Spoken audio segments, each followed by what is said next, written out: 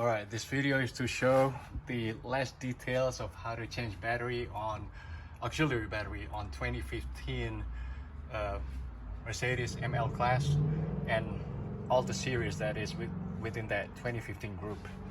So it was actually, I mean, you'll find this a lot where they say, like, you know, cut this piece here, you know, as a sacrifice. Is easier to access.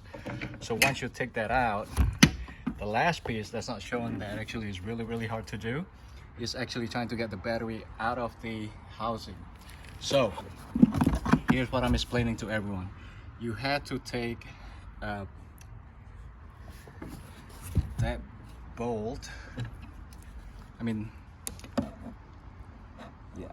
that bolt right there, this bolt here, and two bolts. One actually that holds this piece here, which is tied to the wall right there, and there's one on the other side. And lastly is this one here on the bottom right there. You need to take that out too.